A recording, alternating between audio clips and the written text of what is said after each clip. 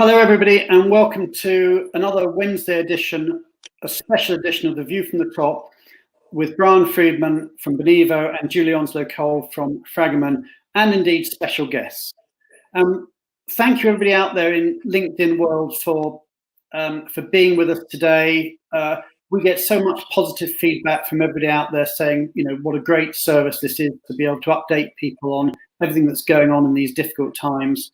So hats off to Julie and everybody, the team at Fragomen, for all the support that you're giving us as we are providing these really, you know, useful, hopefully useful updates.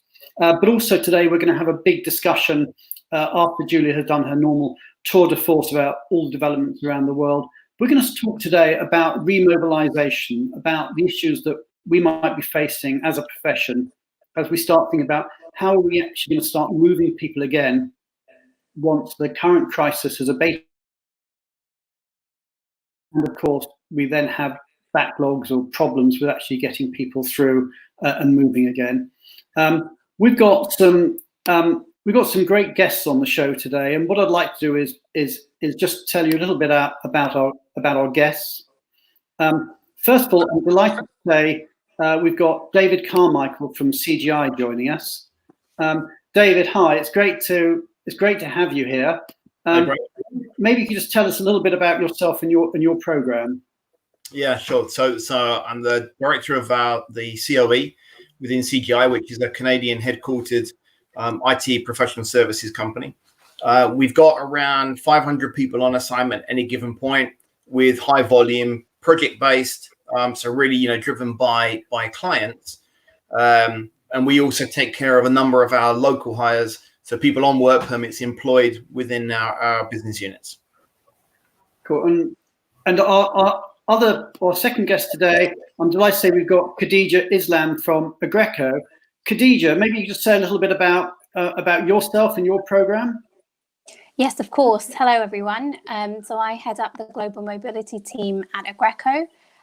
We provide utilities across the world, or temporary utilities across the world. We have a program of around 1,000 cross-border moves a year, which is mixed of rotators and assignees. Majority of them are rotators who move around, similar to David's, which is based on client demand and project requirements. Thank you so much. And our third guest today is Kay Hall. Kay is a widely recognised thought leader in the profession. Kay, tell us a little bit about yourself and what you're up to these days. Hi, thank you, first of all, Brian, for inviting me. And so for those of you who don't know me, I'm now working as an independent business consultant, really supporting global mobility on a project basis. And the focus really for me and my sort of specialism is for companies looking to revisit their strategy for, it could be some sort of transition project. And I work both for global mobility specialists, so vendors, and also for in-house. So I have a background in compensation and policy mostly, and also been in destination services. Cool. So as you can see, we've got a really great panel today. We're going to have a great conversation, but we really want you to be involved in this conversation too. So please, out there in LinkedIn land, there's a comments box. Please, you know, join the conversation, write in the comments box. It's the only way we know at this point who is actually there live. So join the conversation. Just say hello, where you're from. Tell us a bit about yourself, but also ask any questions. And especially as we get into Julia's great tour de force of her global tour of everything that's going on in the world of immigration. If you've got questions or comments or suggestions or views, then, you know, please do ask them. Please do share them. You know, it's really important for us to make this as interactive as possible. So we'd really like to hear your comments and your thoughts. I'm already seeing loads of comments coming in. So I see we've got people coming in already from Denver, from Pennsylvania, from Istanbul, from Italy, from Moscow, from Warsaw, from London, from Dallas. You know, people are coming in from all the world. So we really are are global in this approach. One thing I do want to say before we get into just to talk about the immigration trend is that, as many of you may know, Benivo have launched a completely free Pro-Bono COVID-19 support tool. We see this as, if you like, our little bit of humanitarian work, and we are supported by a number of major companies in this, notably Fragomen. A lot of thanks to Fragomen for the immigration advice that we've been put in there. But we've got companies in all other areas, pet companies, intercultural companies, spousal support companies, RMCs, DSPs, all sorts of people are supporting this tool. And a number of companies are beginning to use this tool for their own assignees. I know, David, at CGI, you're using it now. This is a way to help assignees in these difficult times. I read one fascinating survey this morning, which said that 75% of all assignees in the survey prior to this crisis did not know how to use their local medical service, their country's local medical service. It's not something that assignees typically, have to deal with, because hopefully most assignees, most of the time, are fit and well. Also, of course, most governmental information that comes out is, of course, in the host country language, which almost by definition will often not be the first language of the assignee. One of the beauties of the Benivo tool is that we can translate anything on the site into, I think it's 106 or 107 different languages just at the switch of a button. So if you do want to use the tool, do let us know. It is completely free. There's no catches, no tricks. It's completely free, no obligation. Doesn't matter whether you're a client of ours or not. It's open to anybody. And if you're a service provider and you want to join this humanitarian aid and share some of your information, then just contact me via LinkedIn or via email. Anyway, enough of that. What I do want to do is to move now into this whole question of immigration and what are the matters that are going on. So what I'd like to do maybe is hand over to you, Julia, and if you could give us your tour de force of some of the issues that you're seeing in the world of immigration. Thanks, Brian. Thanks. And I'm going to start with China. And you'll be aware that on Monday, China reported 108 new cases.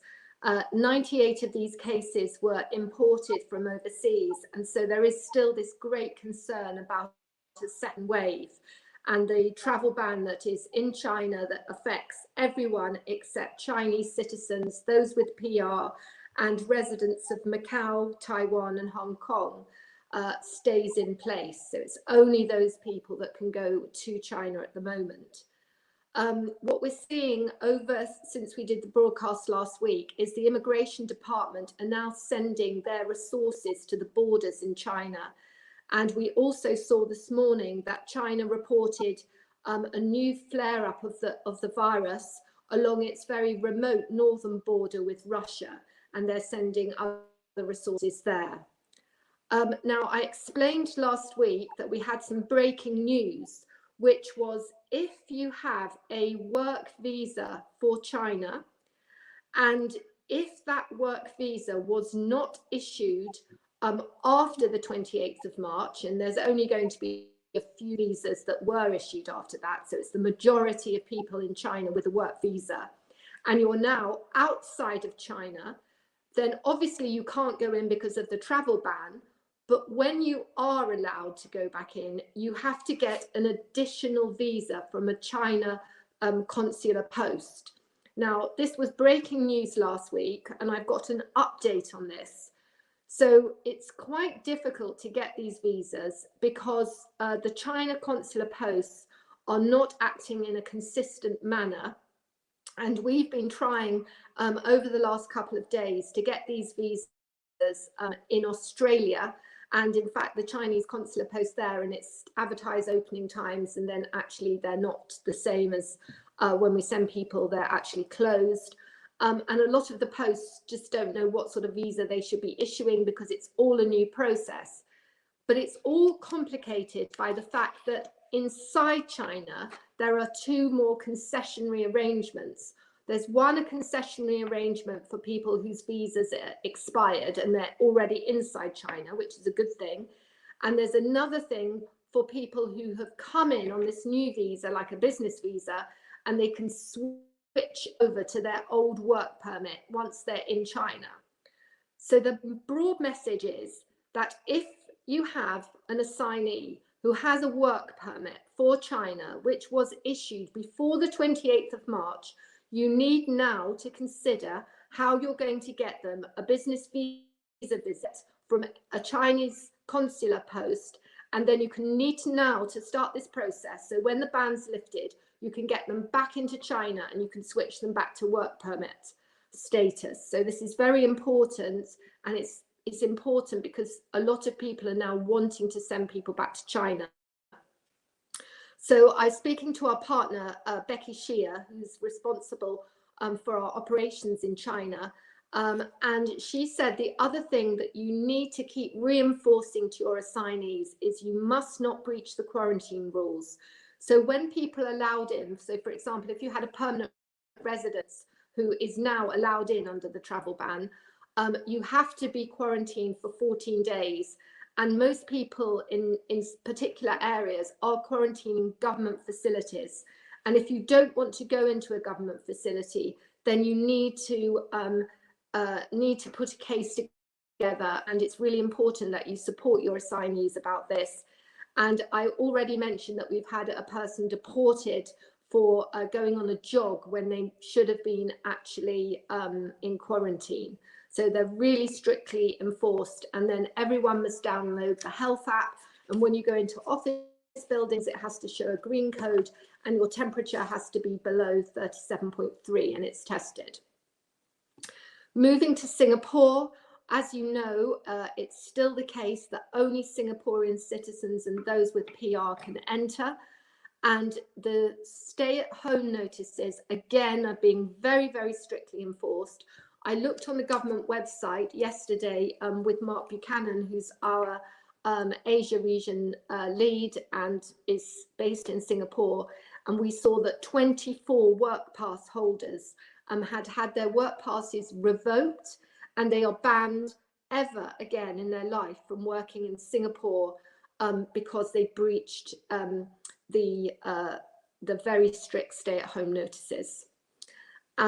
We also saw a funny case of someone who'd been reported doing an essential service, and the Singaporean government had somehow found out that he didn't go home at night and wasn't respecting safe distancing, and he was also prosecuted. So it was left to the imagination as to what he was doing. So a lot of companies are desperately trying to get people back into Singapore as well, and they are using this pre-approval process, but to be fair, most companies have just given up and are just waiting until the ban's lifted. You can still make applications, and some are approved, particularly obviously if you're coming in for essential services, and others that are approved in principle, they're extending the approval letters so that they'll be ready to come in. We've seen an extension of the lockdown in India until the 3rd of May. And in Japan, we have a state of emergency in Tokyo and 5 other cities. So that state of emergency is that our people are required to stay at home and businesses are closed. Can I ask you, whilst we're still on India, Julia, one question that is coming up a bit on our LinkedIn feed here is people asking about people managing to get out of India. I suppose they're talking about either repatriating expats from India back to another country, or indeed just trying to get people into those countries. And the question was, are there any flights out of India? And someone's actually answered this saying India is not operating any passenger flights at the moment. However, there are charter flights, which some embassies are operating for their citizens who are residing in India. Have you got any experience of what's happening in terms of getting people in or out of India at the moment? Yeah, the thing is that there are lots of governments are putting on repatriation flights, and sometimes it's possible to get into a flight from another country. So for example, if Italy are bringing in a repatriated flight, it's possible British citizens might be able to get on that flight. Also, not necessarily in India, but in the Middle East, I've managed to get people on cargo flights. So there are occasional exceptions. It's very exceptional. If really humanitarian reasons, you can actually get people onto cargo flights. So, but actually chartering your own flight, which was sometimes an option, has been pretty much closed down. I mean, you know, a private plane. Okay, that's very helpful. Do you want to move on to the Middle East? Or? Middle East, Yeah. yes. So looking at the Middle East, and particularly the UAE, the lockdown continues in the UAE. The curfew in Saudi is continuing until the 30th of May, which is actually a very long date, the 30th of May, compared to all other countries in the world.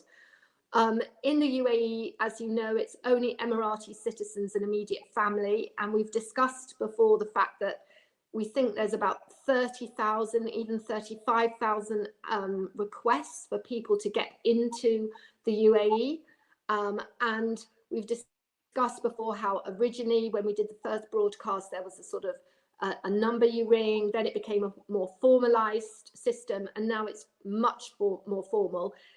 From this week, there's a link from the Ministry of Foreign Affairs website onto the Immigration Authority's website, and you're asked lots of data about the flights that you want to take. Now, I think that's actually a positive, because I think that they're trying to make sure that when people come in, you know, they're not all coming in at once, and they're sort of looking to see where they want to come from. But we still have some really, really awful humanitarian cases that we need to get people back to the UAE for, and it is proving incredibly difficult, and you know, also because of the flight situation. Sorry to take you back, Julia, just to Asia. Just let people know that LinkedIn comments sometimes take a couple of minutes to come through from when we've actually broadcast. But another question, just to take you back very quickly back to China. And the question that was asked was, does Hong Kong have exactly the same process as China at this stage?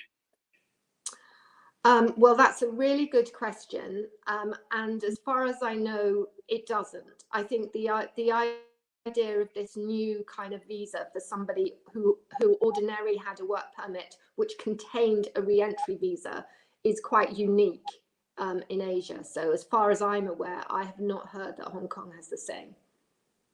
Okay, so shall we continue with Middle East?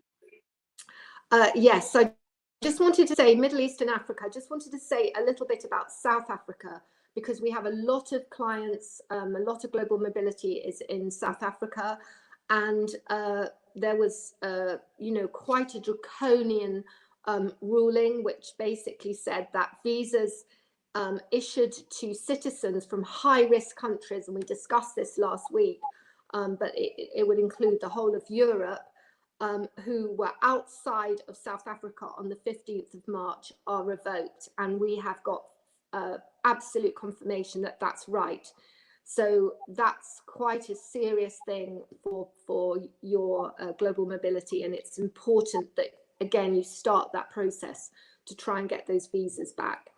The other thing to say, which is a more positive thing, is that the South African government issued yesterday some guidance that said, if you were in South Africa and you are still in, and your visa expired anytime from mid-February, you're not classed as illegal and you can work. So that's a more positive thing in South Africa.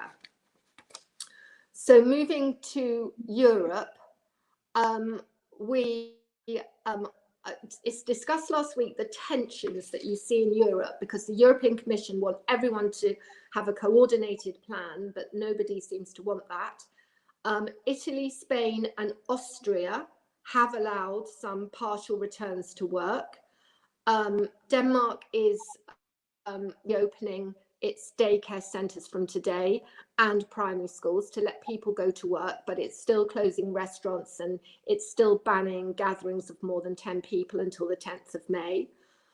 Germany had a meeting and announced this morning that it's too early to lift its restrictions. And France have extended the lockdown until the 11th of May. Ireland, which we had thought would lift the lockdown, has also extended the lockdown till May the 5th. And Switzerland, we believe, is about to announce a further extension to their lockdown. A couple of points about the UK. We've now, I raised last week this unclear issue, which is now being cleared up, that if you have someone on a tier 2 visa and you furlough them, it says that the guidance says that it's fine if they have salary reductions which are below the SOC code and visa minimum. So that's a positive thing. The second positive thing is that people in the UK with an assigned certificate of sponsorship can start work from the date of that, the date of the assignment, and that's because the ruling policy ruling recognises that biometric enrolment centres aren't available. So again, that's a positive. And then the government did get a little bit of a backlash because it did issue some guidance on post-Brexit immigration. And there was a bit of a Twitter storm about this because it really didn't say anything new, but it kind of reiterated the fact that there wouldn't be a low-skilled worker route. And obviously in the current climate with the valuable role a lot of people are playing, and this felt to be a bit insensitive. Now, just saying a couple of words on the US, I think the important thing to emphasize is that there is enormous merit in pushing out some visa appointments now. Charlotte Slocum is our head of consular, and she said that always in the summer, it's very busy in the US for students, interns, H-1Bs, and obviously you've got the COVID-19 backlog. But she said you can actually book appointments, and even if you have to cancel, you can then have new ones, but you've got your sort of place in the queue. So you should look at front-loading booking appointments, and not just for the US, but for other countries. But she thinks there'll be a massive surge in appointments. And the second thing is that we have been discussing this each week, but remember that it's not just going into countries, it's also procuring the documents that you need, like police certificates of clearance, and they take a long time from other countries. So again, you should be starting to look at those and get those in place. And then really a kind of breaking news point is that last week, I discussed the fact that you could get on with green card applications. That would be a good thing to be doing now, good planning thing to keep people that you want in the US. And 4 different companies have said to me in the last 2 days that they've managed to get through their green card applications without an interview, because the US government obviously are not doing face-to-face interviews, but instead of just delaying the application, they've just approved them. So that's a real positive.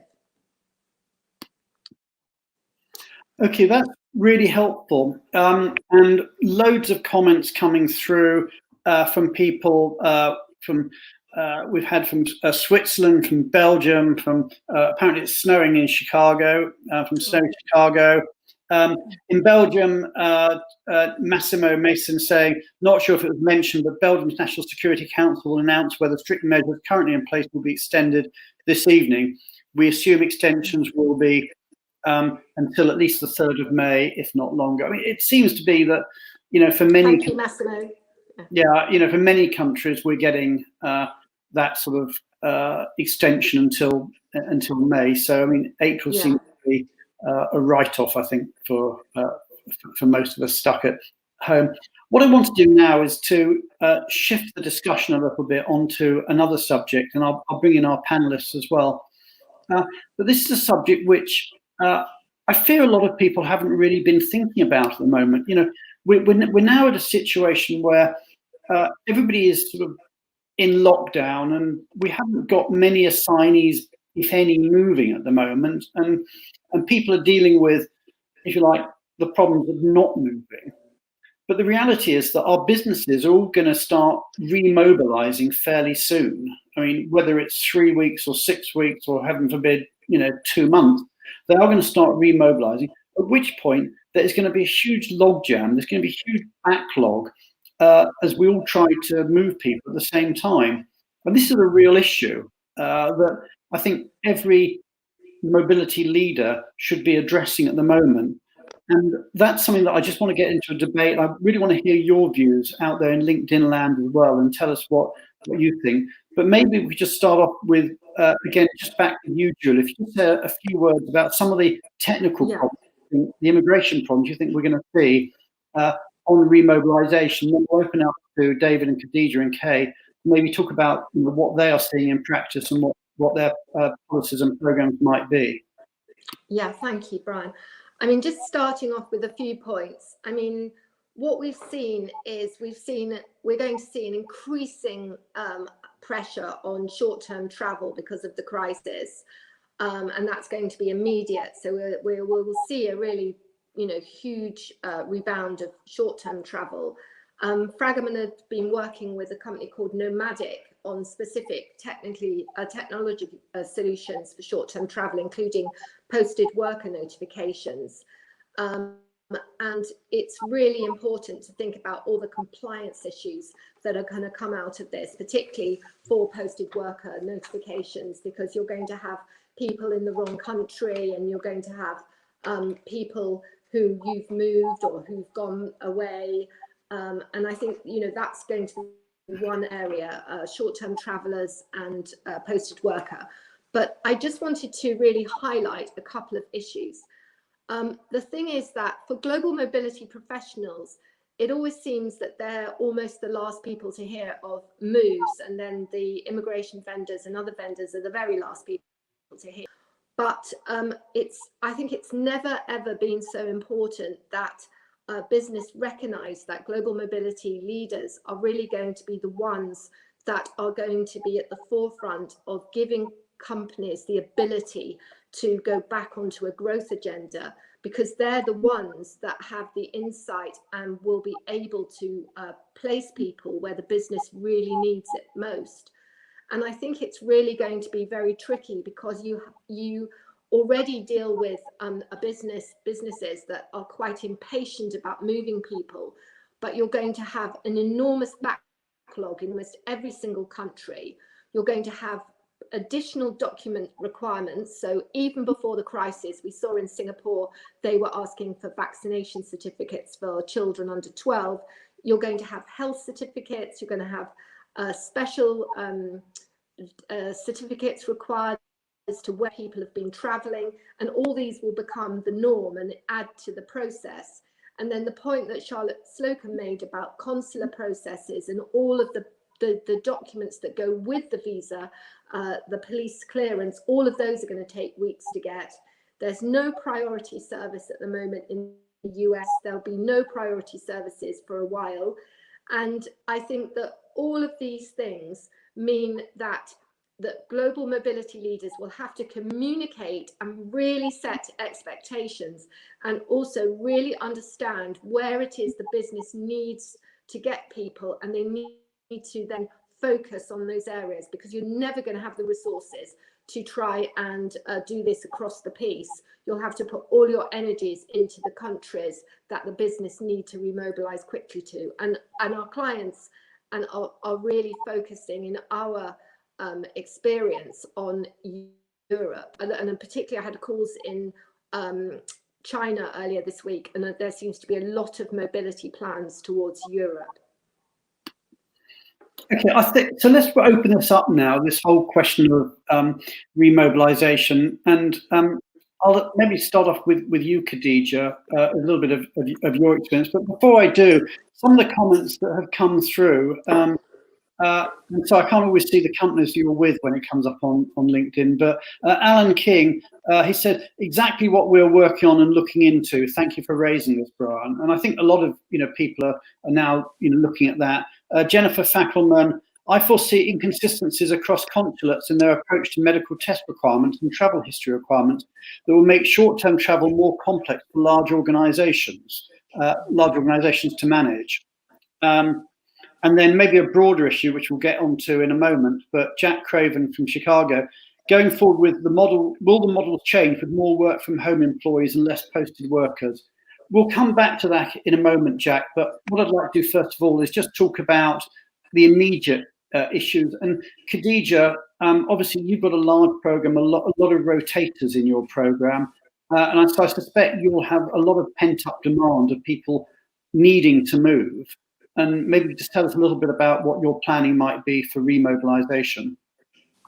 Yes, so absolutely. We are working with our heads of operations across the globe who manage the manpower planning to understand who will need to move as soon as borders start opening. So we started to have weekly meetings across the globe with all of them to understand their populations and where we can start moving people, because there are certain countries that are still open. We're kind of shifting people there just so that our operations can continue. But we are, I mean, I hadn't considered, to be honest, that the backlog from an immigration perspective, because it didn't cross my mind that we wouldn't necessarily be able to avail any of the fast track processes for visas. So I'll definitely take that back and realign who we need to move, when we need to move them. But we are working with the business definitely to try and understand where the kind of urgent people need to go in terms of the movements, and just kind of working with them, because I think from our perspective, from a mobility team, this is where we can show where we can add value internally as well.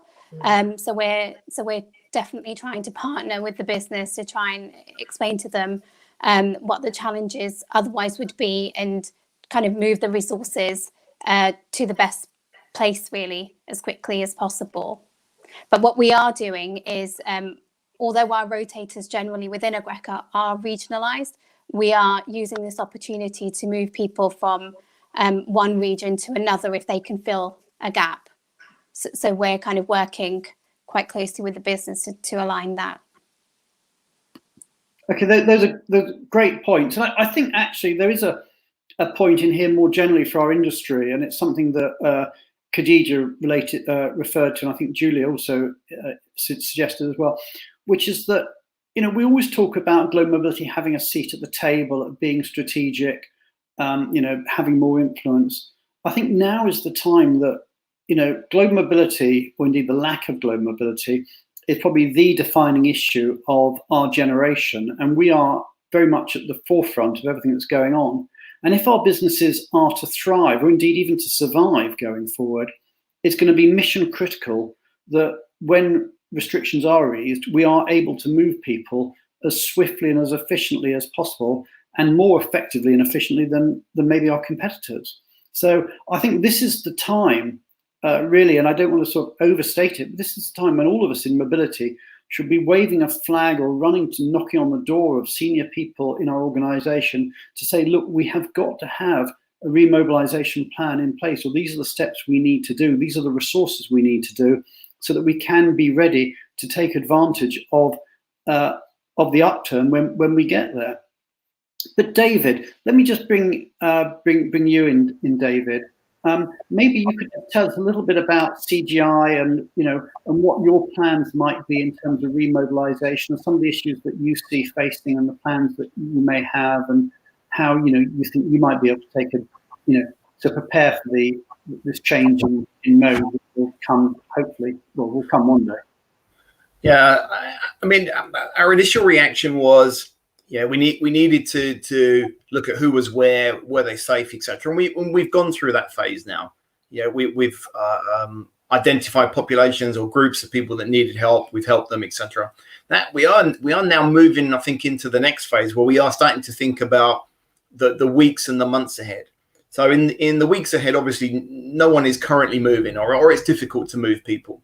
But we will move people again. We will need to move people again. You know, there is always through history, right? There are people that have skills that other countries need. There are countries that have products that other countries need, and that will continue. what that does for short-term demand in the global mobility sector, okay, that's harder to predict at the moment. But we are, for example, taking the opportunity to already start to look at policy, because we're expecting things to be different. We're expecting the business to want to move people faster, even faster than they expected us to move them before. So we first looked at the list of projects that we had on the go. What could we park? What needed to be done sooner versus later? And that's the phase we're in at the moment. That we are in kind of the we've gone through the storm. Now we're assessing the damage, and now we're planning on the rebuild. So it's really already focusing on how are we going to come out of this? What can we improve?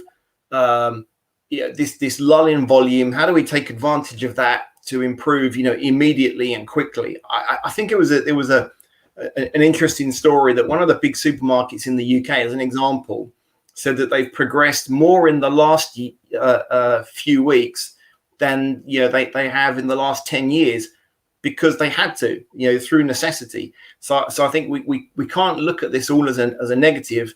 We need to turn this negative into a positive, and that's something in CGI that we've started to do already.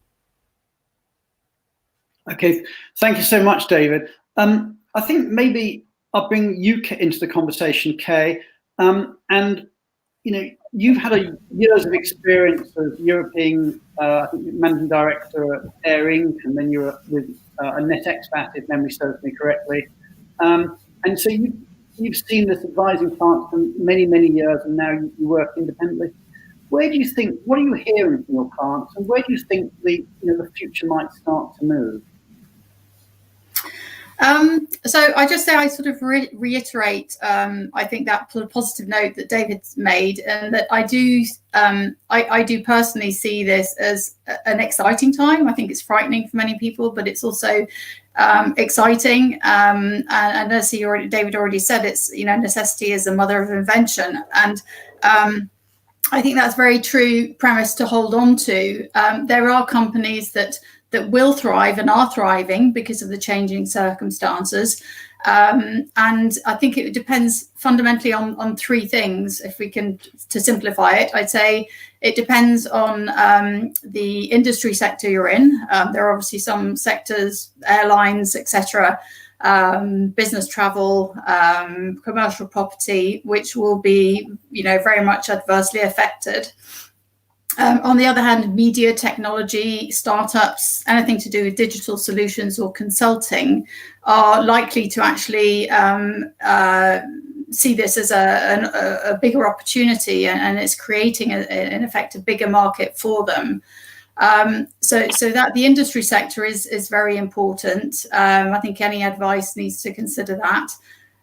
Secondly, the government policy. So depending on the country that you're operating in, we've already seen some countries are being more, call it progressive or open or less risk averse, and those are starting to lift the restrictions and the lockdown measures before others. The longer the countries keep them in place, obviously, the more the economy is going to suffer. The bigger the impact to our GDP, the bigger the recession, and the higher our taxes will be, unfortunately, for decades to come. So government policy affects it. And then finally, what is closer to home is this our own corporation's response. And I listened to it was actually a London Business School lecture a couple of weeks ago, and it is proven that in these times of crisis that they fundamentally businesses will respond in two ways. There's always a huge demand and need to cut costs or to scrutinize costs after this. And I think we can assume most companies will have to, and most mobility departments. And the companies fall into two brackets. One is they will cost cut. They're going to cost cutting measures. It can be as simple as every department has to spend 20% less. You do it how you want to. It can be more nuanced. And then secondly, there are companies who actually see this as an opportunity to reinvent themselves, to reassess the market and how they can add value. those companies invest in the future. So they will be borrowing, going further into debt initially, but they'll be finding a pathway forward. And those are the companies that do well in the long run. So I think that's for mobility, that cost pressure. One thing that I would be doing if I were running an in-house program is I'd be making sure I had a good baseline of what the current program is actually costing exactly, because you'll need that to make any business case to make changes moving forward. And as I think Brian, you already mentioned before, is start looking forwards and start looking at how can you help the business move forward, and help to already create some policy frameworks that maybe are lower cost alternatives instead of sending people on long-term assignments. Some will have to still go and you'll want to go, but maybe they can do a 3-month stint short-term assignment and then come back and lead a team or do their business, but from the home country, using technology that hopefully your companies will be investing in, to facilitate that remote working. So I think there's a lot that can be done. It's an exciting time. So depending on what your risk appetite is and how your own business is going to react to this. Yeah, a fascinating insight, and certainly that LBS research that you referred. I mean, certainly from our point of view at Benivo, we're definitely in that camp, and we've taken the view. That's why we've launched this Pro-Bono tool, and people have asked us why, at a time when everybody else is cutting costs, are we spending more money developing a tool that we're offering for free?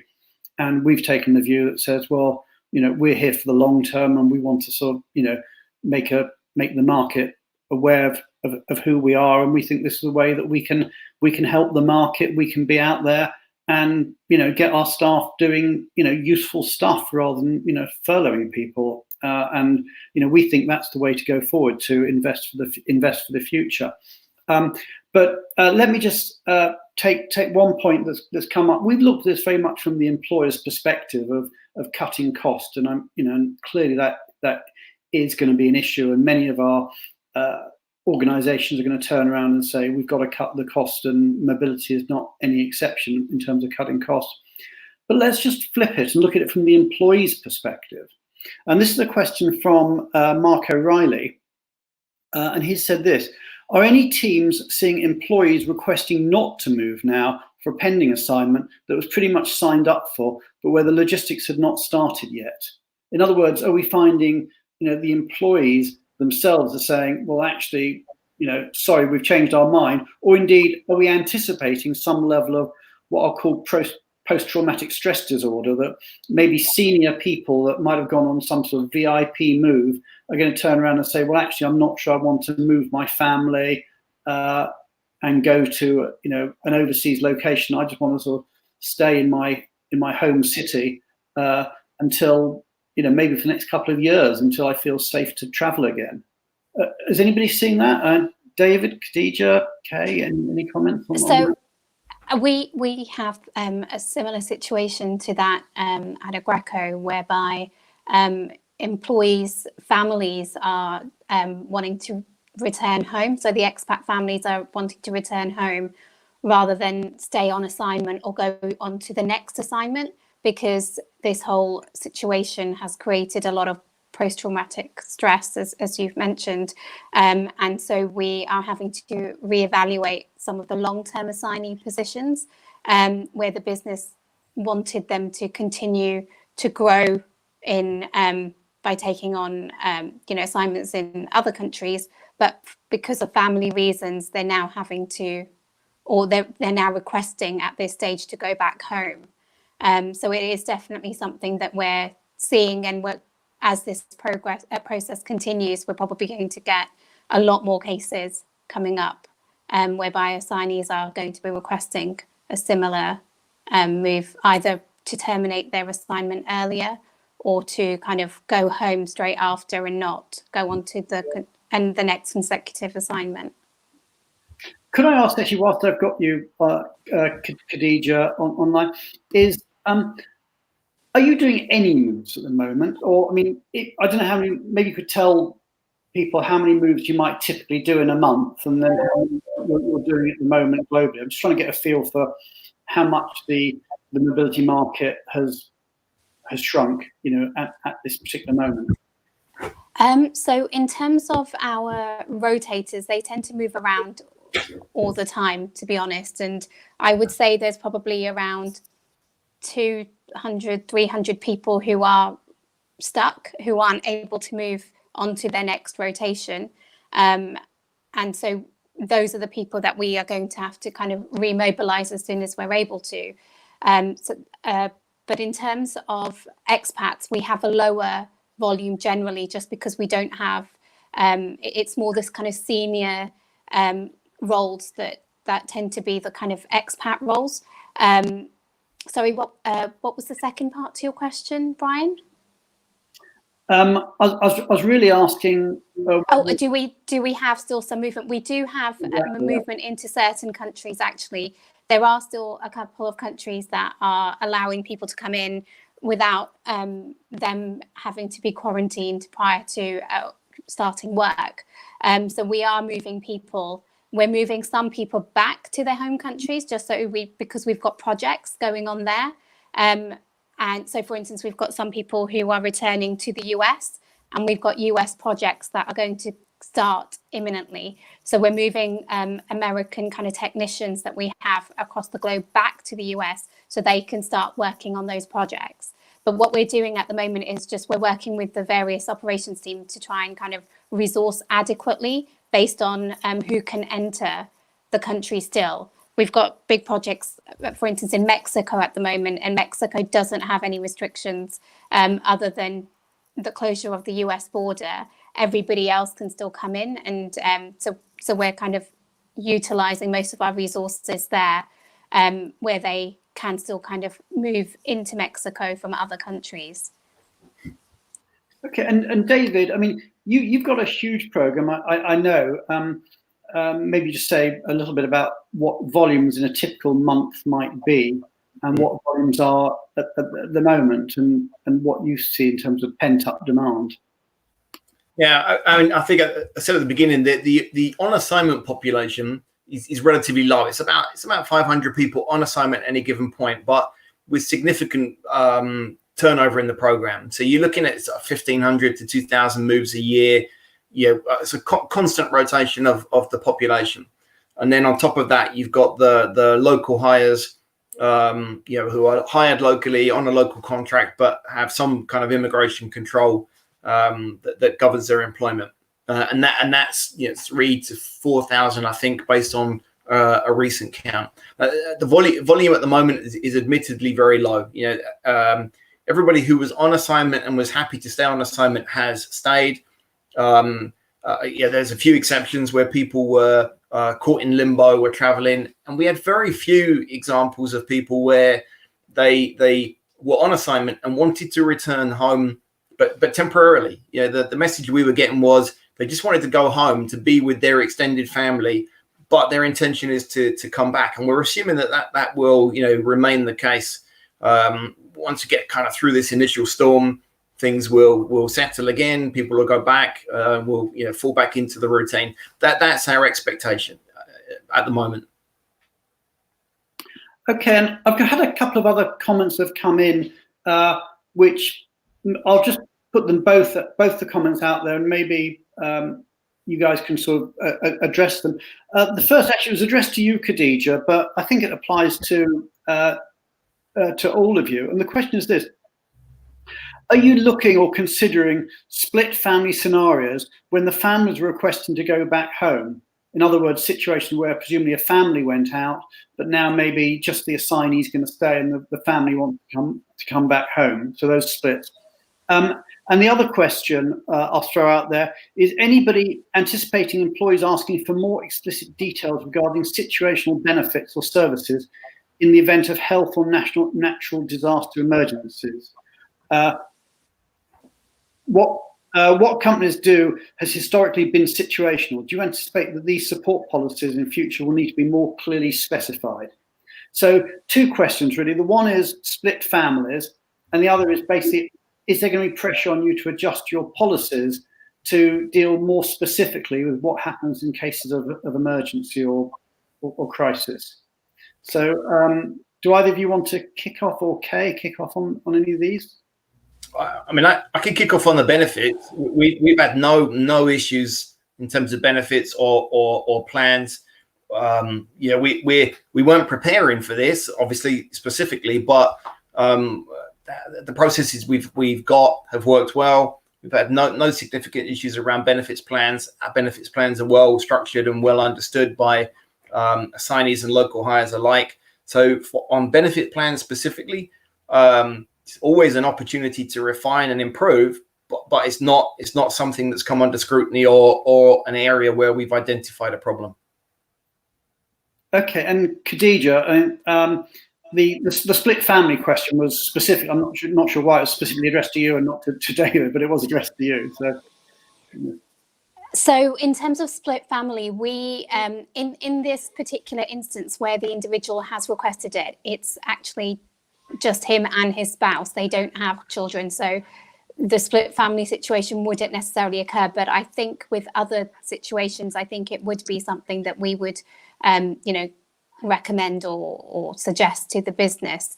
In terms of the second question to do with benefits, actually I was asked that question today by my HR and fellow reward colleagues of whether we are looking or thinking that it would be suitable to adjust any kind of allowances that we give for hardships, such as the location allowance, to also now factor in COVID-19. So it's actually quite fresh in terms of what happened today for me. But I pushed back just because I said at the moment, because we don't know when this situation may end, we don't want to necessarily open a can of worms of giving somebody a particular allowance just because they're in a particular country, but then equally somebody else in a different country may also feel that they're in a country where the number of cases is very high, and therefore we should also give them an additional allowance because we don't know when this will end. So we're kind of just, we've got it at the back of our minds at the moment, and we'll just see how it goes. And as and when the world starts to open up, if we need to do something, then we'll do it. But at the moment, we've taken the decision not to provide any adjusted benefits because of this COVID-19 situation that we're in. Can I just add something, Brian, which is also, I think that not just benefits for individuals, but I think this is an opportunity for companies to look at their crisis plan as a whole rather than the corporate crisis plan, because I think a lot of the crisis plans that are in place weren't really fit for purpose, because they were actually predicated on the idea that if there was a problem in Asia, then everything in Europe would be fine. And this has been, the most dreadful global pandemic.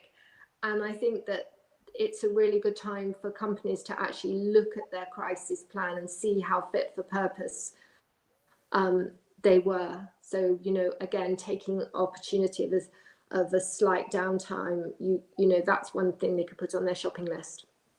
Okay, and Kay, I'd like to bring you into the conversation, if I may, Kay. Let's just look a little bit further forward in the future. What do you think, and I feel I'm giving you the nasty curveball question, but at least nobody knows what the answer is, so you can say what you want. But the question is, what do you think the future global mobility landscape is going to look like? Take your crystal ball and look at, say, 5 years out. What do you think global mobility is going to look like then? Are we going to be back to as we were, or do you think this has changed everything? Gosh, I wish I had that crystal ball, but I think I think for some companies, I think a lot will go back to normal. I mean, I was talking to somebody who works in the barristers' chambers in London.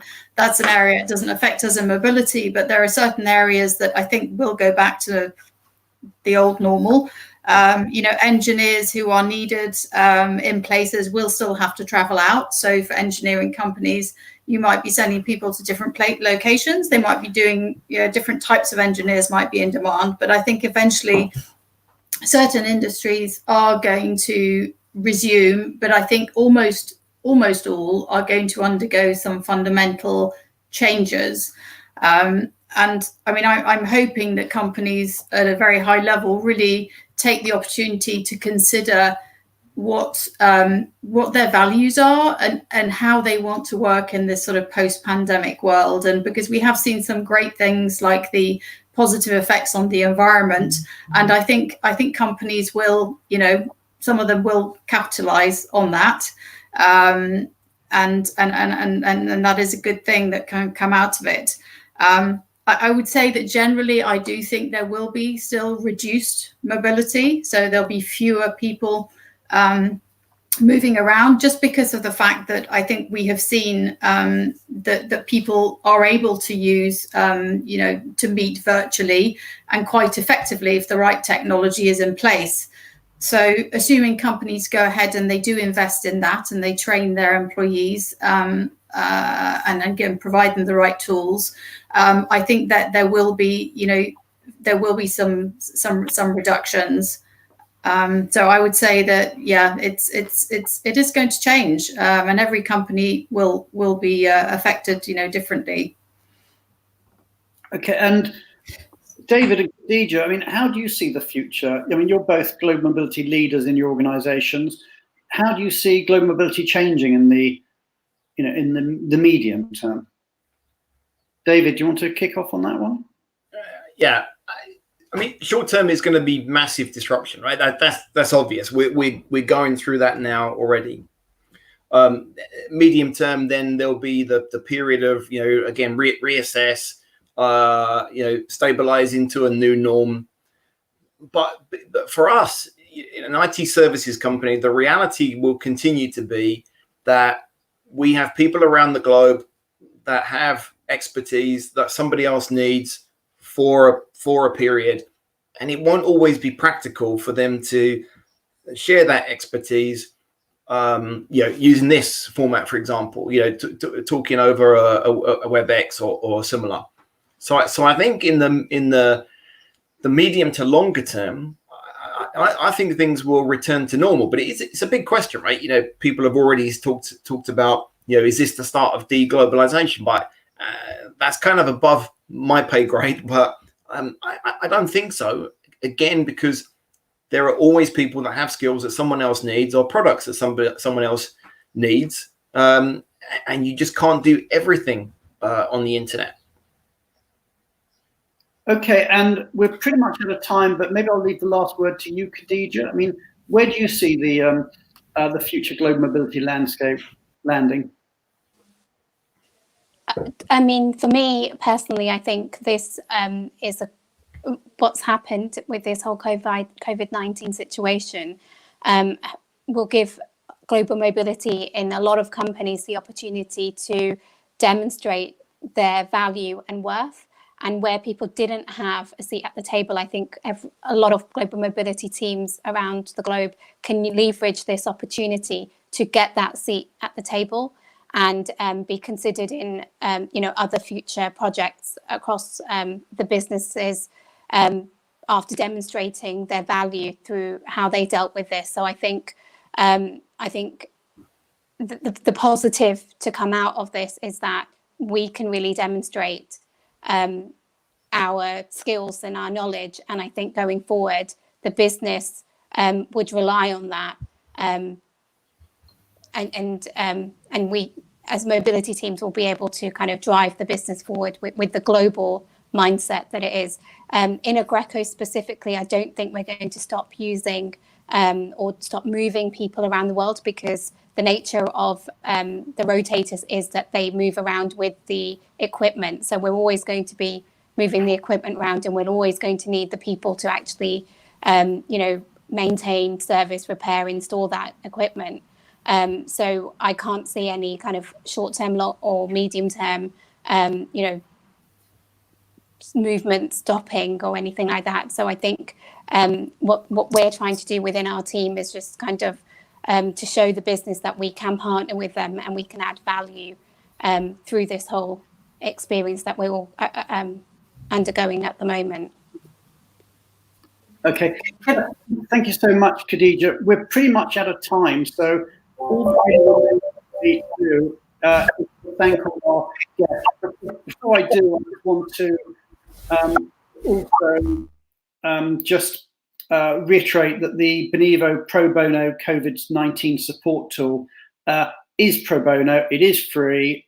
We do encourage everybody to ask us about it, challenge us. We guarantee, or not guarantee, probably too strong word, we will do our best to get it live within 3 working days if you decide you want to use the tool, and that will be fully personalized to your company. And suppliers, if you want to be part of this initiative, please just email us and we'll see if we can onboard you as part of that. But as I said, all that really remains for me to do is to thank our panelists. As ever, it's been great to have Julia Onslow-Cole co-presenting with me and doing her tour de force of everything global in the world of immigration in this time of coronavirus. David and Khadeeja and Kay, many thanks for your time and your insights. We appreciate it, and I know that everybody out there listening in on LinkedIn and the many viewers who will follow over the next few days watching it in the recorded version really appreciate your time and your insight and your help. And lastly, thank you to everybody out there in LinkedIn who's been so supportive of this initiative and who's listened and who's joined in the conversation. We will be back again next week with a new set of guests. Julia Onslow-Cole and I will be back with a new set of guests next week. And in the meanwhile, all that remains is to wish everybody to take care, be safe, and thank you all to our panel. Thanks, Brian. Thanks, everybody.